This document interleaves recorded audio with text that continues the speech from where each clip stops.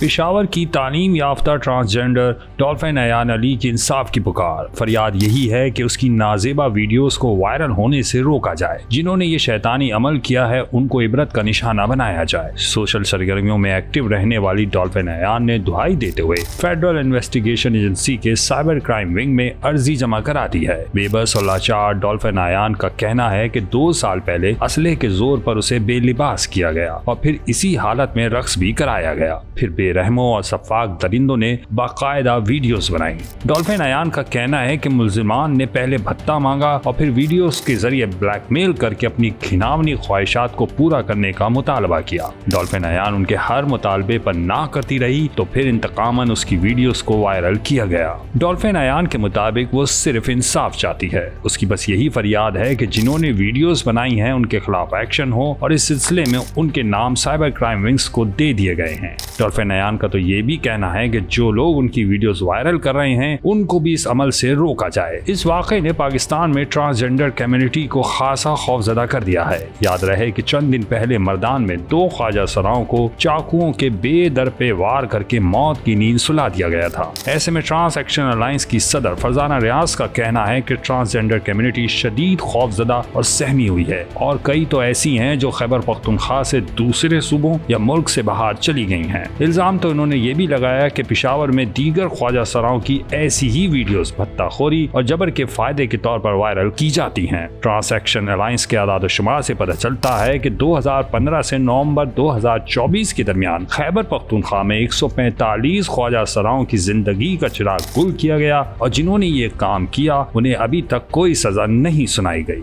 Dolphin Ayan کی کہانی خاصی دلچسپ ہے۔ خود کو ٹرانسجینڈر کے طور پر تبدیل کرنے سے پہلے وہ کالج کے ایک ٹاپر تھے، لیکن نزاکت کی بنا پر انہیں ساتھی طلبہ مذاق کا نشانہ بناتے اور برے ناموں سے پکارتے۔ ڈولفن ایان علی پری انجینئرنگ کی تعلیم حاصل کرنے کی لگن میں تھے اور سائپرس میں 4 ماہ کی انٹرنشپ بھی کی تھی، اور جب لوگوں کے تانے بہت زیادہ بڑھنے لگے اور ان کی چال ڈھال اور انداز گفتگو کو مذاق بنایا جانے لگا تو ڈولفن ایان نے خود کو باقاعدہ ٹرانسجینڈر میں ہی تبدیل کر لیا۔ اس طرح انہوں نے بطور انجینئر اپنا پیشہ ورانہ کیریئر چھوڑ کر اس راستے کا انتخاب کیا جہاں ان کا استقبال کیا گیا۔ ڈولفن ایان کا اصل نام ماہین بتایا جاتا ہے۔